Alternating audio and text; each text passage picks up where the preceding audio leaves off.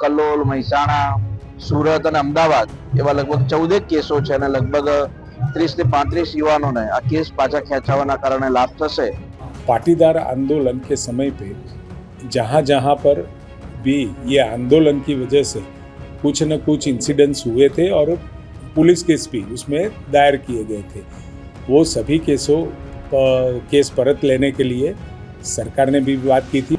ગુજરાતમાં જ્યારે પણ ચૂંટણી આવે ત્યારે જ્ઞાતિવાદી રાજકારણ જે છે એ જોરમાં આવી જાય છે। અત્યારે ગુજરાતમાં 66થી વધુ નગરપાલિકા સહિત સ્થાનિક સ્વરાજ્યની ચૂંટણીઓ આવી રહી છે।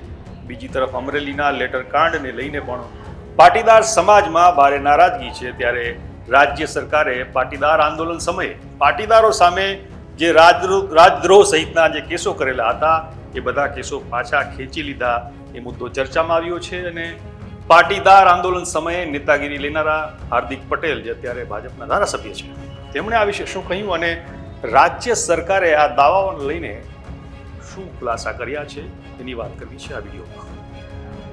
નમસ્કાર, તમે જોઈ રહ્યા છો વાઇબ્સ ઓફ ઇન્ડિયા અને મારું નામ છે ઇમરાન। ગુજરાતમાં 2015માં આનંદીબેન પટેલની સરકાર હતી ત્યારે હાર્દિક પટેલની નેતાગીરીમાં પાટીદારોએ અનામત આંદોલન શરૂ કર્યું હતું, જેના પડઘા ખાલી ગુજરાત જ નહીં આખા દેશભરમાં પડ્યા હતા। આ આંદોલનનો લાભ લઈને હાર્દિક પટેલ, ગોપાલ ઇટાલિયા, અલ્પેશ કથિરિયા, રેશમા પટેલ સહિતના અનેક પાટીદાર નેતાઓએ પોતાની રાજકીય કેરિયર બનાવી લીધી। આંદોલન વખતે હાર્દિક પટેલ સહિત અનેક નેતાઓ અને પાટીદારો સામે રાજદ્રોહ સહિતના કેસો થયા હતા। આ બધા કેસ હવે પાછા ખેંચાઈ ગયા હોવાનો દિનેશ બાંભણિયાએ દાવો કર્યો। તેમણે 14 કેસોની યાદી પણ સોશિયલ મીડિયા પર શેર કરી અને ચર્ચા શરૂ કરી। બીજી તરફ આ મુદ્દે રાજ્ય સરકારના પ્રવક્તા મંત્રી ઋષિકેશ પટેલે શું ખુલાસો કર્યો એ જોઈએ। पाटीदार आंदोलन के समय पे जहाँ जहाँ पर भी ये आंदोलन की वजह से कुछ न कुछ इंसिडेंट्स हुए थे और पुलिस केस भी उसमें दायर किए गए थे। वो सभी केस परत लेने के लिए सरकार ने भी बात की थी और सभी केस के अंदर पूरी जांच पड़ताल करके उसकी ग्रेविटी को मद्देनजर रखते हुए ये केस वापस ले लिए गए हैं।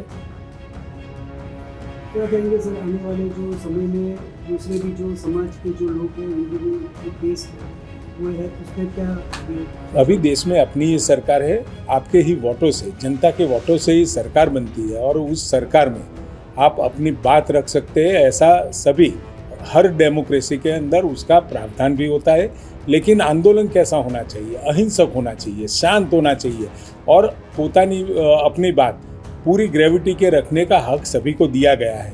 इसीलिए कोई भी ऐसे तत्व इस आंदोलन का या कोई भी प्रोटेस्ट का गलत नाजायज फायदा न लेते हुए पूरा आंदोलन अहिंसक तौर पे हो, ऐसा इच्छनीय है।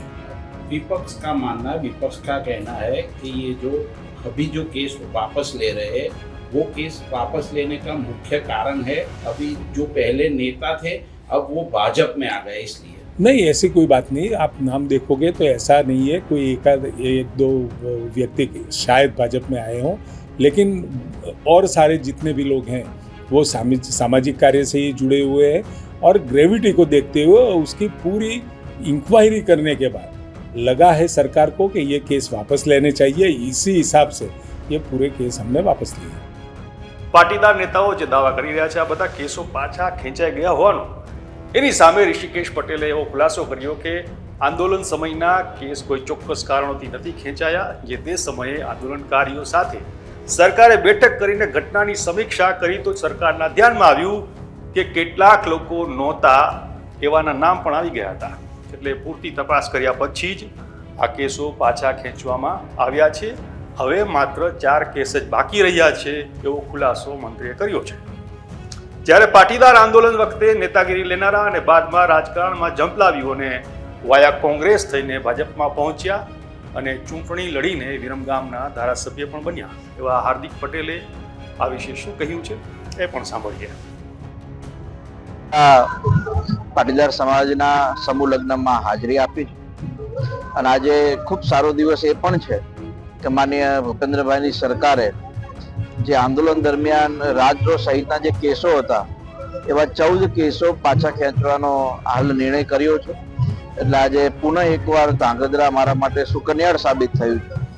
અને એની અંદર એ કેસોમાં લગભગ કલોલ, મહેસાણા, સુરત અને અમદાવાદ એવા લગભગ 14 કેસો છે અને લગભગ 30 થી 35 યુવાનોને આ કેસ પાછા ખેંચાવાના કારણે લાભ થશે. અને આંદોલનના કારણે જે બિન અનામત આયોગ, નિગમ બન્યું, 1000 કરોડ યુવા સ્વાવલંબન યોજના બની અને 10% આર્થિક ધોરણે અનામતનો પણ લાભ મળ્યો. એટલે હું માન્ય રાજ્ય સરકારનો અને કેન્દ્ર સરકારનો વિશેષ આભાર પણ વ્યક્ત કરું છું. હવે પાટીદાર આંદોલનની વાત કરવામાં આવે તો તે આનંદીબેન પટેલ ગુજરાતના મુખ્યમંત્રી હતા એ સમયે આંદોલન થયું હતું. એવું પણ માનવામાં આવી રહ્યું છે કે પાટીદાર આંદોલન એ પાટીદાર મુખ્યમંત્રી આનંદીબેન પટેલને હાંકી કાઢવાનો એક કારસો હતો. આનંદીબેન પટેલે રાજીનામું આપવું પડ્યું હતું. હવે જ્યારે કે સ્થાનિક સ્વરાજ્યની ચૂંટણીઓ આવી છે અને બીજી તરફ અમરેલીના ભાજપના ધારાસભ્ય કૌશિક વેકરિયાને લઈને જે લેટર કાંડનો વિવાદ ચાલી રહ્યો છે, જેની વચ્ચે આરોપી પાયલ ગોટી કે જે પાટીદાર પરિવારની દીકરી છે એનું સરઘસ કાઢવામાં આવ્યું, એને પોલીસે પટ્ટાથી માર માર્યું, એનાથી વિવાદ વધી ગયો અને આ વિવાદને કારણે પાટીદાર સમાજમાં ભારે નારાજગી છે. અને આવતા અઠવાડિયે જ્યારે કે મતદાન થવાનું છે તેવા સમયે પાટીદારોની નારાજગી ભાજપને કોઈ મોટું નુકસાન પહોંચાડે એની બીકમાં તો પાટીદારો સામેના કેસો પાછા ખેંચવાનો મુદ્દો ઉછાળવામાં આવ્યો નથી ને. એ સવાલ તો ઉઠે જ છે, કારણ કે આપણે ત્યાં મત લેવાની વાત હોય ત્યારે જ્ઞાતિવાદી રાજકારણ ખેલવામાં કોઈ દિવસ પાછી પાની કરવામાં આવતી નથી. આ વિશે તમે શું વિચારો છો? અમને કોમેન્ટ કરીને જરૂરથી જણાવજો. આપણે મળતા રહીશું વાઇબ્સ ઓફ ઇન્ડિયા પર.